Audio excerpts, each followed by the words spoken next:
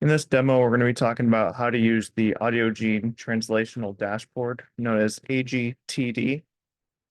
So first, you are going to download a template. Within that template, you'll have all the fields necessary, including the patient ID you'll need to fill out, which is ID in caps, space, number. So an integer, any number from 1 on. It has to be a positive number. The age has to be entered in years. This can be anything from 0 up. The year has to be capital L or R or better with a capital B. This is just to ensure correct formatting within the machine learning models when these go to be pre-processed.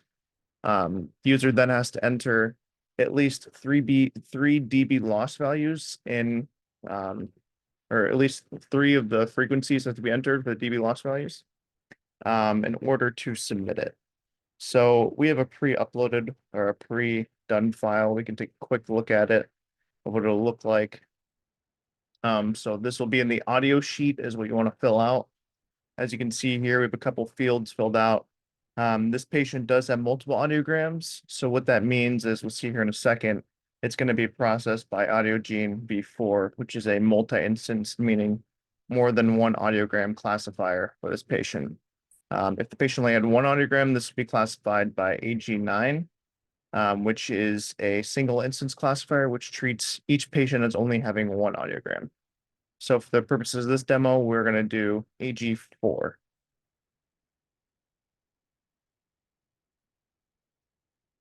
So if we go ahead and open it.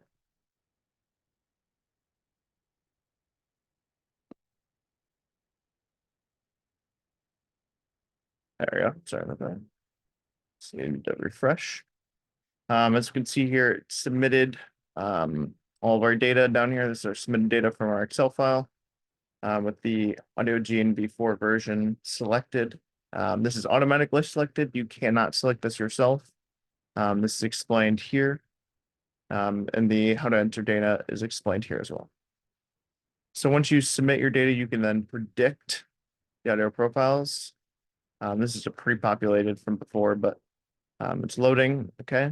And so we see here our predictions ranked from 1 to 23. So these are in order of what the model thinks the most likely candidates are. So for the purposes of this demo, and what we usually look for is we usually look at the top 3 genes and we try to decide, is this in the top 70%? What does this mean? It means that our models are around 70% accurate for the top 3. So within the top 3 predictions, it contains the correct gene 70% of the time, and 30% of the time it doesn't. So we're trying to distinguish, are we confident in that it is in the 70%, meaning that the correct gene is within the top 3, or do we have reason to doubt this? This select genes to visualize. This is just the genes you want to look at. So we have all of them selected. We have no reason to believe we don't want to look at any other ones, but this can be pre-filtered out to begin with if you believe that it is not certain genes within R23. So the first thing that we look at here is the audio profile or the audio profile. And so what does this show? This shows dB loss over frequency. So frequency is in the x-axis and dB hearing loss is in the y. And we can select the gene. So it automatically selects the top gene for the patient that you have. So tech does the first, and we can compare it to the patient's audiograms over their frequencies, the dB loss over the frequencies. And as we can see here, we can look at the different characteristics and compare and contrast between the different age groups. So the age groups are 2-decade intervals from 0 to 19, all the way from 60 to 79, as well as the count. The count is the number of instances of audiograms within this age range that we have in our training data for this gene. And we can see our patient is within the 26 to 29 range for them. So they'll be in the 20 to 39 age group if we want to compare those. As we can see here, we'll look at, how are they similar? How are they different? There is a little bit of discrepancy between the dB loss within the 125 to 1000 hertz range. and we can, identify this going forward. We'll look at the next one being WFS1. And then again, select the age range that the patient falls within and look at the kind of shape that they both follow. So downsloping, upsloping, kind of similar. And the last one would be Col 11A2. So Col 11A2. And we can do kind of the age selection and compare and contrast these characteristics, this shape of this. The next thing we can do is look at the audio profile surface. This is discussed more in detail in another demo, but this is just the age progression or the progression of hearing loss over age for each gene. And we can select our patient and look at it, compare and contrast. Let's see here. And we can look at the values in comparison. The next thing we look at is kind of the biggest thing that we look for within our data, within our compare and contrasting, and trying to figure out, is it in that top 3, is it in that 70% or not? And so if we select our patient, we can see here that it is the big red dot as our patient with the top 3 predicted genes for that patient.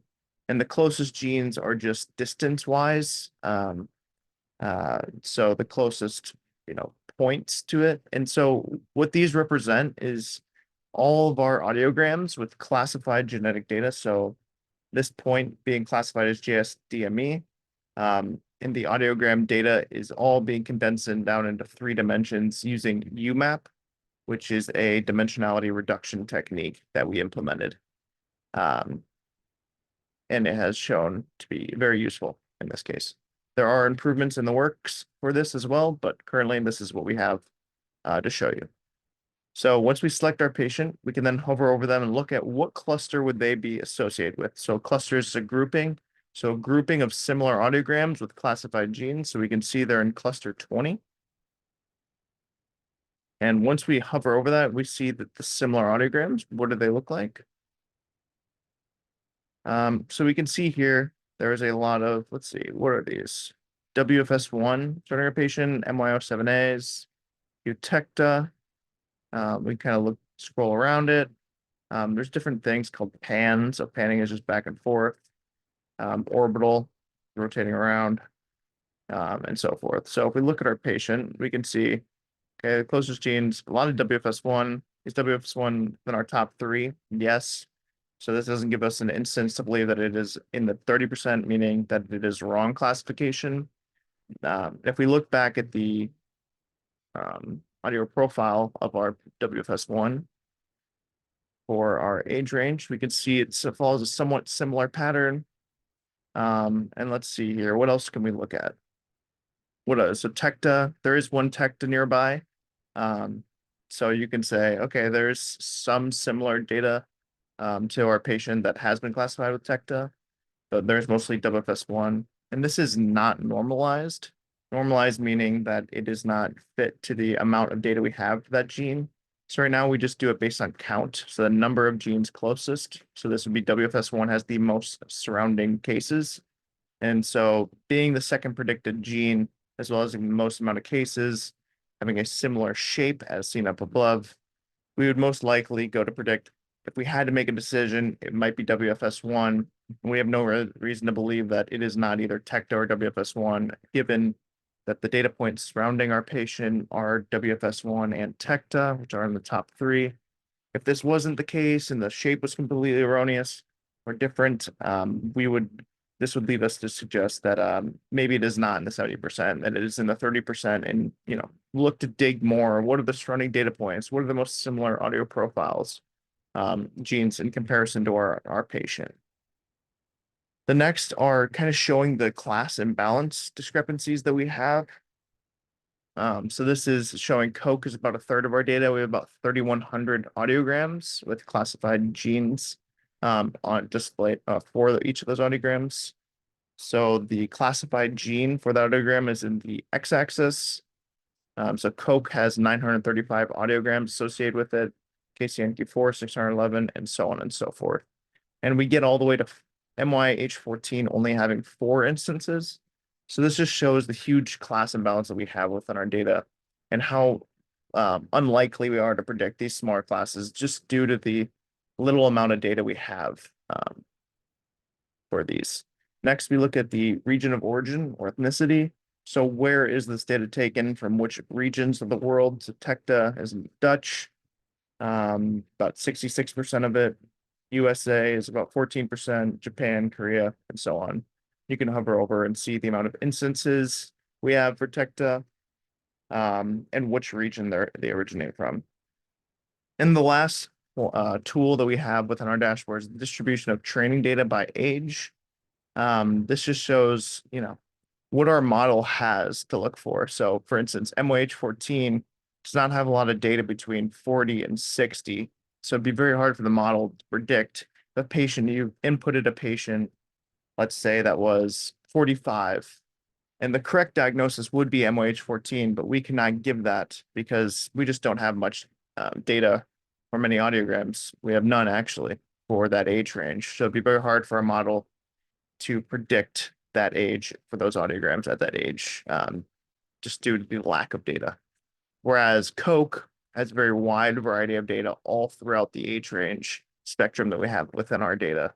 And so it is likely that given any age, we can possibly predict the correct gene being Coke, for instance, if the audiogram would happen to be Coke, given that we have all of the age ranges present within our data for Coke.